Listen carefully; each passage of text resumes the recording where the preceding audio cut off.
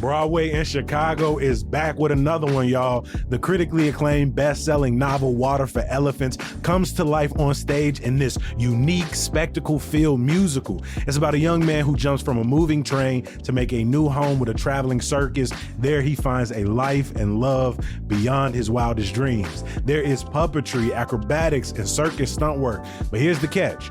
You can only see it at the Nederlander from June 23rd to July 5th. So get your tickets now at BroadwayInChicago.com.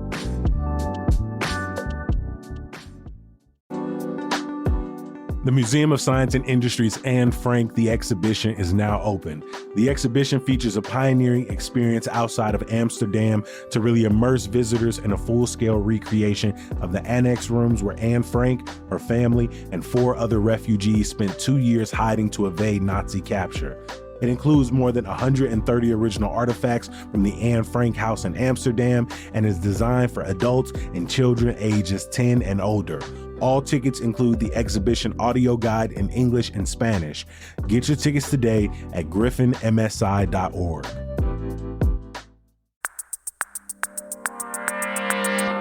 Today on CityCast Chicago, Illinois has finally passed their cell phone ban. We talk about what's in it. Plus, World Cup energy is taking over Chicago, and how early do the fireworks start in your neighborhood?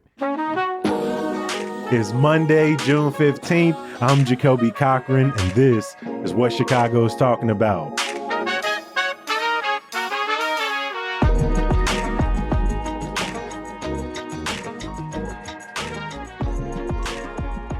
Welcome back to the podcast, my friends. I hope y'all week is off to a good start. I got 2 amazing voices in the building with us. Adora Namigade is back. Adora, it's good to see you.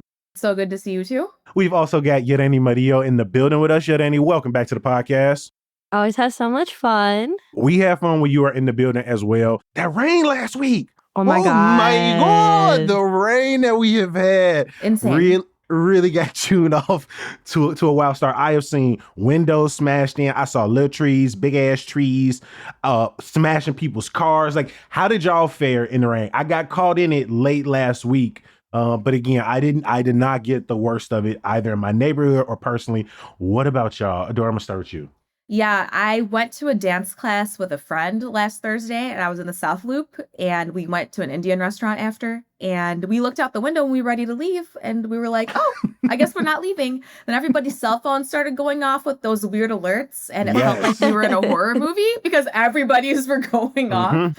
So yeah, we just waited it out. We had to extend that combo, but luckily I like her. So it wasn't that bad. Luckily. Right. You did not feel trapped in the restaurant. Could have been like a really bad date kind of thing, and that would have been 100%. far worse. 100%. Yereni, what about you? Oh my God. On Wednesday, I felt like Toto from The Wizard of Oz. I was like, I'm about to get swept up in the wind because I had gotten off from the bus and I was walking home and it was just like a little drizzle at first. I was like, this is fine. I can walk through this. And then the wind started going crazy. Like I literally saw it, like things were being thrown around and I was like, I need to sprint home or I'm for real about to get like swept up in this wind. Like, not it. On Wednesday, I was outside driving and so many of the street lights had got knocked out. And I'm going to be honest, because of the rain and the wind, I didn't even see the street lights. And then Thursday, I wasn't driving, but I went out to get my haircut. And as soon as I got back outside, like I just happened to look up and that, I'm gonna just call it that piece or that sliver of thunder that cut through the sky. Oh, that shit put the fear of God in my eyes. Just looking, I was like, damn, this world is so big and majestic and out of my control. What? And we can't control the elements. That's what's so interesting. We make so much tech, but and then you see it, right? And then you gotta wait. It's like, boom, or you're just like, look at the weather forecast, and it doesn't look like we are out of the rainy part of this month just yet. But I'm hoping it don't get as bad as it did last week. Let's get this conversation started. Adora, lawmakers have been debating for a couple of years now on whether or not they would essentially ban cell phone, but also other pieces of technology in the classroom. And it looks like they finally agreed on a bill. What are the details here? Yes. So they agreed on a bill. We're just waiting for Governor J.B. Pritzker to sign it. So basically, students wouldn't be allowed to use personal cell phones, smartwatches, personal laptops, tablets, and gaming consoles at school or in the Hmm. classroom. Specifically, elementary and middle school students wouldn't be allowed to use these at all during the day, but high schoolers would be allowed to use them during non-instructional time. So like maybe what's that time called when you're walking in between classes? It's been so Passing long. period. Passing period. Thank you. Or I was during like I was going to say lunchtime. recess, but I was going to say recess. I ain't been there in a while. They That's beat what I recess out of you, So no recess once you're out of middle school. Before I ask some more details, last time y'all was in a classroom, whether college, high school, like think back, how prolific were cell phones at the time? Because when I was in high school, almost everybody had one, but it wasn't as integrated in our lives. Like the internet wasn't as fast. You couldn't do Right. everything. You could like call, you could send text messages, maybe play a couple games, but you couldn't do much. What about y'all? What was y'all I experience remember like? having limited text messages. Like you could Okay. only send 250 texts a month or like 500 texts a month. And honestly, my friends and I in high school, we were old school. Like we just kept a notebook and we wrote notes. So everybody would have a period assigned to them and they would write a note to everybody. And then we would hand it off to the next person during the passing period. So you couldn't like tell we were passing notes. Got it. Pen and Got paper. it. Yeah, Danny, what about you? What was your experience like? I feel like, well, I'm aging myself. I feel like I'm the baby of CityCast. You are. You are. And that's why we got you on board. We was Yeah, like, we need got you. We Thank need you. his perspective. Thank you. Back in my day with the pen and paper. Okay, tell us about tech though. No, your ass Thank you. hilarious. I didn't expect you to be like, we had a schedule for the journaling. We was passing notes covertly. I was Can you like, tell them damn. type A? I No, love that's you. great though. I mean, I literally like just graduated college, so it's like phones and like laptops were everywhere. So, but actually so I went to a charter school here and they were very much like, we don't want you using your phones Mhm. like during the day and whatever, but people were using them anyways. Like there was like these baskets in the front of the door that you were supposed to put your phone into or like your Okay. iPod. But like, I remember I was a goody two shoes, so I did put my phone in the basket, but it was like, Come on. I know, but it was like my class had like 30 kids, and I remember only seeing like 7 phones in the basket, and I was like, we all know this is cap, but I'm Mhm. not a snitch. So when we would be like filming like movie star videos in the bathroom, like, like they were there. They were a part of my life growing up. Understood. Question too, though. How did they enforce it? Like, if only 7 of 30 kids are complying with the rule, were there actually any punishments, like if they caught people with cell phones? It's just such a difficult thing to enforce. So there were like repercussions. So if you were caught with your phone like in the day, you wouldn't be able to have it like until the end of the day. Like it would go in the teacher's desk. Mhm. But then obviously parents would have an issue with that because it's like, Yeah. why are you like grown adult taking my child's phone that I bought with my money? Mhm. And if it was a pattern, like the teacher would be like, you can't bring your phone to the classroom like this whole week. So it was not enforced at all. Like it was kind of like almost an honor system, but it's kind of Mhm. hard to do an honor system in a public charter school in Chicago. And that makes me even more interested, Adora, about the details of this bill. Like I said, a version of it was around last year, didn't make it through. Illinois is now the 36th state, I believe, to institute this type of policy. But when you get into the nitty gritty, what are they asking school districts to do? And what type of guidance or enforcement policies are they providing? Sure. So each school district will be required to create a uniform policy that applies to every single school within its district that limits cell phone use, right? And the State Board of Education is going to provide a sort of bare bones policy template by this September. Then this school year, all the different districts should be meeting with their teachers unions, parents, students, and discussing what should we do to enforce this ban. And then that will go into effect 2027, 2028 school year. Schools are going to create the system, and that is part of the pushback from specifically teachers unions. It does seem like there is broad support for this. Like most research does show, especially from like Pew Research, for example, that most high schoolers think that cell phones are a problem in the classroom. And Okay. most US adults think that there should be some sort of cell phone ban in the classroom. So most people do agree with that. That's why Illinois is joining 35 states. But the teachers unions were just bringing up the concern, what about the cost of implementing this? Because especially the way you implement it can be cost prohibitive. There are 3 typical ways that schools would enforce such a ban. One would just be keep the phone in your lockers or in your backpack, but that's easy for people to get around, as Yarani was just telling us. Cubbies, having cubbies in the classroom where people all put their phones, or the thing that seems to be most effective is using these magnetic pouches that cost about $20 to $30 a pouch. Okay. So then depending on how big your district is, that's going to be way more money depending on the size. Mm-hmm. So there is a chance that they will get some 800 plus different plans at some point later this year. According to WBEZ and some great reporting, there are some exceptions, right? A healthcare professional has determined it's medically necessary. What are some of the other ones? Yeah, if you have an individualized education plan, IEP, that requires you to have a personal device, then you would be off the hook from this. Also, if you are a caregiver for a family member, then you would be able to have access to your phone. And also, if you are an English language learner and you need a personal device to help you translate something. Adora, when you look at some of the studies around places that have instituted this, so they're saying it's a distraction in school, right? It's impacting productivity, student success, their learning. Preliminary studies in some of these other places, is that being proven? When they taking the phones away, are students performing better? Okay, so the thing is, the research is all pretty early on this and a little bit of mixed results. So the National Bureau of Economic Research did a study that they released in April, and they found that storage pouches specifically reduced phone use, but that they minimally impacted test scores. So the phone use improved, but the test scores, not so sure. Now, Peoria Schools piloted a pouch program as well. And in the middle of the year, they surveyed 8,000 students who said that they had better focus and they were more engaged in the classroom. So that's also what's kind of hard about this too is, well, like I said, there is pretty broad public support for it. The reasons that it helps improve performance may not specifically, or at least we don't have like widespread proof that it improves test scores specifically. We just have proof that it might improve the quality of education. So things like your mental health while you're in the classroom should hypothetically be better because you're not on social media. Or things like you should be able to pay better attention during a lecture that you're in because you're not scrolling on TikTok. You should be able to interact better with your peers because you don't have this device in the way. So it's more things like that that are harder to measure. Does Chicago Public Schools already have a policy, or are they one of those districts that is going to have to now create one?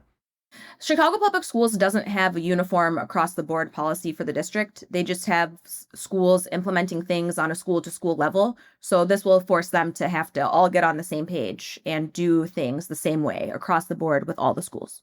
Okay. We will drop links in our show notes so people can learn more.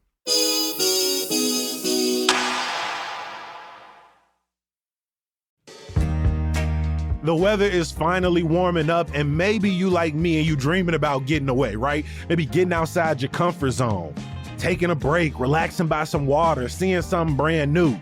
But what if I told you you ain't gotta go quite as far as you think to accomplish all of that?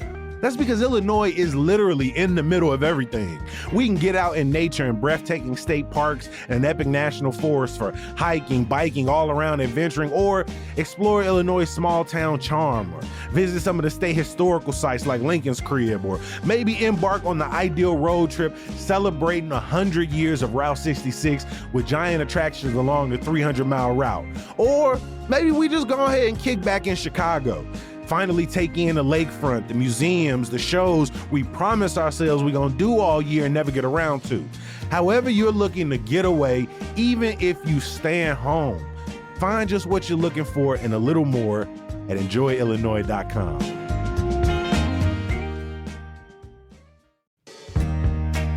If you've been meaning to check out An Enemy of the People at Timeline Theater, don't wait.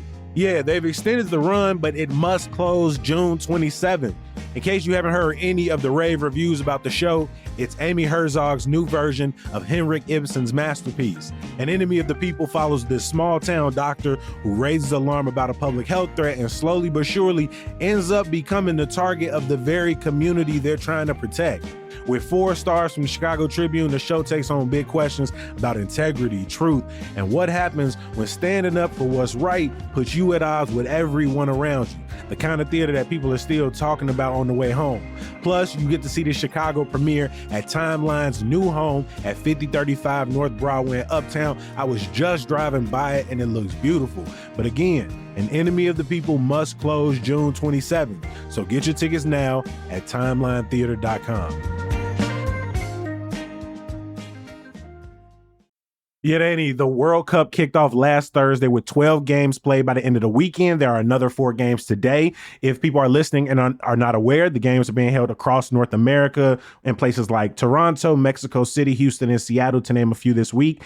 One glaring omission on there for a lot of people is Chicago and Soldier Field. We hosted a friendly, sold it out like fans was turned for that one. Yeah, Danny, can you remind me, why the hell is Chicago not on the roster of 16 locations? Oh, it makes me so sad because I love the World Cup and I would have loved to have seen a game here.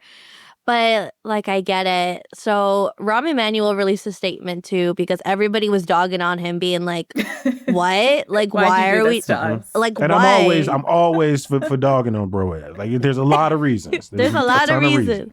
There's a lot of reasons, but unfortunately, what's that saying? A broken clock. Is right. It's right 2 times twice a day. Yeah. So he was basically saying that like FIFA just kind of wanted to walk all over Chicago, like make us spend a lot of money to accommodate them and was just not willing to negotiate at all. And so Emmanuel was like, so you're just not going to do that? Like, we have a lot more pressing issues in this city. Like, we are not going to let you just do whatever you want. And FIFA was like, okay, fine. Bye. We don't need you. So in short, that's what happened. And again, like I hate to say it, but he's right. Like, honestly, if you look at other cities, has a bad record. Bad record. I mean, the first one I think of too is Brazil. And maybe I'm thinking that more because of the Olympics as well, because that was more recent. Mm-hmm. But that was a huge conversation. Like, people were being unhoused. Like, there was so much trash. Like, there was not enough infrastructure in place to handle that load of people. So it's like, I see where he's coming from. And like, I feel like he's so right. Because even last weekend or 2 weekends ago, when was it? When it was like the Pokemon Fest, that like there was just like 3-4 events going on in the city, and like it was mass chaos. Blues Fest, Pokemon Fest. There was an EDM Fest in Northerly Island, and the soccer game was happening all at the same time on that. I think it was the first Saturday in June. Come on. Like, and again, we love it. We love to talk about our schedule of endless things to do. But as we've seen, the logistics of all of those in one place, and Soldier Field would have more than likely been the site of these games. And we saw what one Saturday of World Cup traffic looked like. Right. Exactly. So, and that wasn't even like a main game. So imagine what it would have been like a main game. Like, people have been trying to buy tickets to the random locations since like last year. So no, I really wanted this to happen, but I think it was the right call. I was reading a piece from The Athletic earlier, and they said examples of lesser known costs borne by U.S. host cities and ultimately U.S. taxpayers include a $15 million Dallas Broadcast Center built for the tournament, which will be knocked down afterwards. FIFA banned host cities from sponsorships with coffee, seltzer, and tequila brands. There's special access traffic lanes and police escorts for FIFA VIPs, which will impact those cities. The 6-figure cost of making clean stadiums and wiping any signs of non-FIFA branding, and then the additional $13 million that they had to spend on MetLife Stadium, which is hosting the final July 19th. And so there are millions of dollars that each city has to incur. Some cities like waived tax incentives. I think like Missouri, Georgia, and Florida are losing out on $60 million in tax revenue because they waived taxes on ticket sales to entice FIFA to pick their cities. And that's one of the things you were just mentioning. Like the Olympics, FIFA, these big international games, they exercise a lot of control over their host cities. And the economic value that they espouse, like billions of dollars that you're going to receive, a lot of people question if the cities and the countries ultimately benefit from that? How much, did that actually impact the city and residents as a whole? And so Socialized costs, but privatized gains. 100%. And so, Yadani, you talk about being excited for the World Cup again. How are you finding ways to celebrate? Who you rooting for, one, and how are you finding ways to celebrate despite, that part of you that does wish, all headaches aside, that you could feel that energy in Chicago? Because who could say the next time we may be up for an opportunity like that? Right. I know, exactly. I literally saw this TikTok the other day that was breaking it down, like, who should you read for if you're not like a soccer fan? So it's like, if you are of that residence, you root for that country. If you have familial heritage to that country, you root for the country. Okay. If you just studied abroad, if it was only for 2 to 3 months, you cannot root for the country. But if it was like a year and you actually like learn things, then you can root for the country. There's a whole thing. If your significant other is from that country, it depends. It depends. What type It of depends. significant other? Come on now. It's like your country comes first, but like if you really hate your country, then you can root for your significant other's country. So that's kind of right now.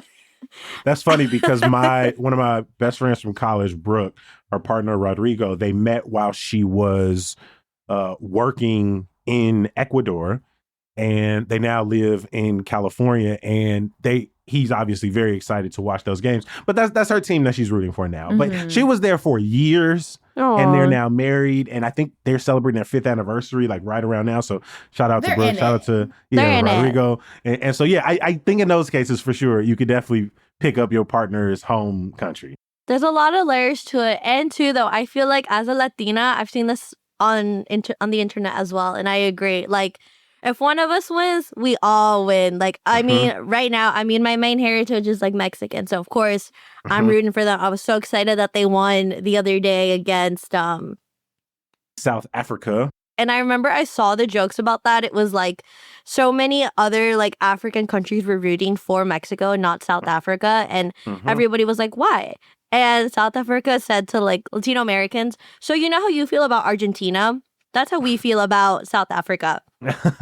So Argentina is hilarious. No, I definitely feel that because I'm of Ugandan descent. And so Uganda is never going to make the World Cup. Hope we do. But so far, I'm not holding my breath. So I will root for any African country because a lot of the teams have a lot of African immigrants on them anyway. You know what I'm saying? So it's like we always win somehow. Just got to close your eyes and wink a little bit. But also. So who are you pulling for? I'm just literally, okay, I don't even know who's in right now. I just know Uganda is not in. So I'm giving you my overall strategy. So I turn on the TV. There's an African team playing. I'm rooting for them. If two African teams are playing each other, I don't care. Yeah. Because Africa's going to come out on top. Then at some point, most of the African countries are going to get eliminated. And then I'm going to go back to Team USA. Yeah. And then we'll see what happens from there. Also, you just reminded me though. Yeah, so there's 48 teams this year. That's the first time ever that we've had it to be that big. That's true. And it's because they're greedy. They're money hungry. Like genuinely. 100%. I have to watch a couple of videos to explain exactly. Because I remember every 4 years how this thing works, how the knockouts work, and then we get to single elimination. But yes, I had to go do a refresher with 48 teams in there. Who was all there? No, yeah. So who are you rooting for, Jacoby? No, but I'm just rooting for good soccer. I'm just gonna watch it. I did catch the everybody rooting for Mexico over South Africa. I'm not rooting for the U.S. inherently in any way. But yeah, I'm gonna just like watch the game and whoever balling is balling. I'm rooting for Mexico in some respects because Michelle rooting for Mexico. Real. Love that. Me too. Our creative producer, Michelle Navarro, did put together a list of some places where people can't watch the World Cup. They've got recurring watch parties at Recess Chicago, Nia Restaurant, Standard Bar and Grill, also Block Club Chicago put together a list. You got any places where people should be checking out? Yes. So this was the one I really wanted to see as well that I didn't get to. Osito, it's like a bar in Little Village. So that's honestly my kind of go-to. But I also have been looking at the list that Block posted. So I will be at Joy, whenever that happens. Brazil versus Morocco. That's gonna be such a good game. That's That's gonna be gonna good. that's gonna be good. So I will be at Joy. I will be at the Ramava Theater, and those are probably my most likely to attend. Yeah, they've got where Argentinian national games will be, Colombian, German, Korean, and then also a couple USA games. They got 2 places for Brazil versus Morocco. They know it's going to be popping. They had to drop extras. Oh yeah. Oh yeah, I love Brazil. You know what? I'm rooting for Brazil too. Okay, I love Brazil. Right, we love Brazil. Oh, Yeah, Fulton they Market. rock. That's probably that's gonna be a good one after like happy hour. Yeah. If you are listening and you've got some spots that were not covered on these lists, please reach out to us, 773-780-0246. The World Cup brings me so much joy because I just love seeing people come together. Like, not to be cheesy, but like when there's so much tumult in the world, it's just we need to have those fun moments where you can just all go and like vibe and be like one team. I have a really like cherished memory of when I was like 11. I went to see it was like a World Cup something or like a friendly match, and it was in Soldier Field, and I went with my dad, and that was my first big soccer game, and it was just so like heartwarming to see everybody just literally having such a great time together, like becoming best friends with the people next to them without even knowing them. So I think that it's going to be a chaotic summer for sure, but I'm excited to see like all of the new relationships that form and just having like temporary moments of unity, I suppose, that maybe can go beyond that.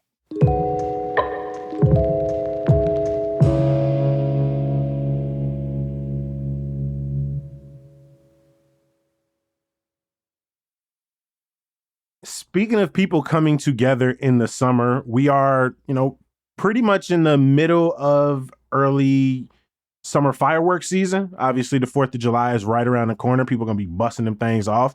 A reminder, fireworks in a lot of ways are illegal in Illinois to use and purchase, but that don't stop people from having a damn good time. So, I was like, they are? Wow. yeah, that's why you got to go. That's why people got to go to Indiana to get them. I'm hoping to go buy some Indiana fireworks with our audience development manager, Chima Okoro.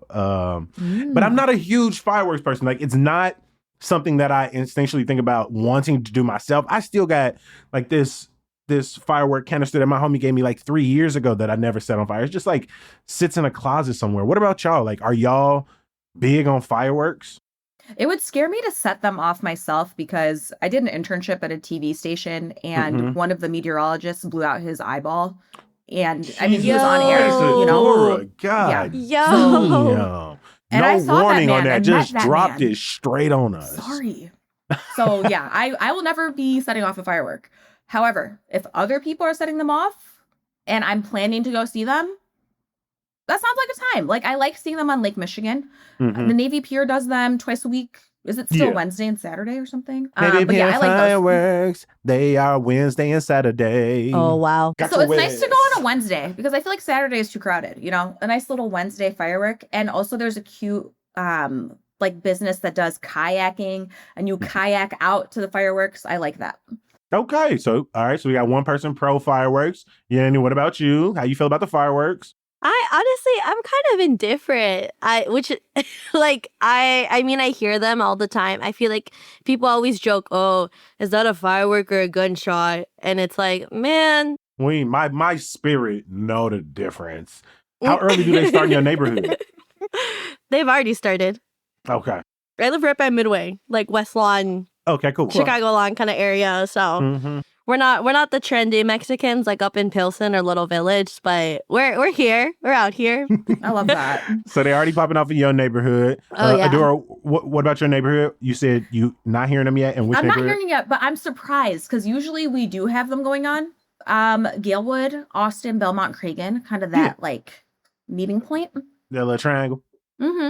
Okay, so you're not hearing them as much yet. I was at my mom's house. She is on the far south side, like Calumet Heights area. And you was talking about, knowing the difference. We were literally sitting in the back, just all kind of talking. And there was just out of nowhere, just like, Yeah. and nobody moved. Like the conversation just continued because we just knew we was like, damn, them fireworks. They We know already the started. difference. And that was like the first weekend of June. And so, yeah, I want to say they started like late May in my mom's neighborhood. But they pick up like pretty quickly yeah. and then last for about 2 weeks, 10 days to 2 weeks after the Right. 4th as well. What do you think is such the appeal for people to set them off? Where they're like doing I it think day after human day. beings like loud things. I think they like flashy lights and loud things. Like birds. Yeah, I just think we're just like, I've told this story probably every year to this point, but I had a cousin, Marlon, who was our family's fireworks savant. He'd pull up in an old school, pop the trunk, and had something for everybody, from the youngest kid to the oldest kids, and you like graduated into That's cute. more dangerous fireworks. He was very good about like safety, even though we was doing it right in the middle of the street and it had always been illegal. But when he passed, I was just like, I had never seen a neighborhood firework to match it. I do enjoy like I'm close enough that I can hear the fireworks on a good day when like a home run is hit at Sox Park. And so I don't hate them. And I will say I'm starting to love like the drone shows a little bit. Like if people start losing the fireworks and start replacing them with some of them drone shows, I wouldn't mind that. Because I like seeing them, but I don't like hearing them. You never seen a drone light show? No. They're kind of cool. They're kind of cool. You Not gotta gonna look them lie. up. Put that on my summer list. They seem dangerous too, but you know, is giving Spider-Man Mysterio vibes, but I love the vibes of fireworks though. I feel like it's so nostalgic, like sitting on the beach, just like watching them. I love that you went from indifferent to, man, you know, actually, Come to think of it. actually, that They're shit great. kind of Like, okay, I would never start it myself, but like if it was like summer night and like people are like, what should we do? Okay, maybe I'd be like, okay, let's go chill by the beach and watch them. Yeah, now sitting on the point when the fireworks is going off is an enjoyable time. If you are against the fireworks but want to be outside on the 4th, Winnemek Park's 4th for All celebration is coming back for their 3rd year in a row. And again, if you got a place in the city you love to see some controlled fireworks, please hit us up, 773-780-0246. I want to give a huge thank you to our guest today. Again, I said it at the top, I'm going to say it again. I absolutely appreciate y'all making time for us, and I love every time y'all on the podcast. Yedani Mario, thank you for being back with us. We'll talk to you soon. Yes. And Adora Namigade, thank you for being here with us at CityCast Chicago. Thank you for having me. For everybody else, don't miss out on everything we have to offer. We're not just a podcast. If you're new here, we also have a daily newsletter. We've got a website that we're updating every single day, and we've got a packed events calendar. All you got to do is go to chicago.citycast.fm and sign up now.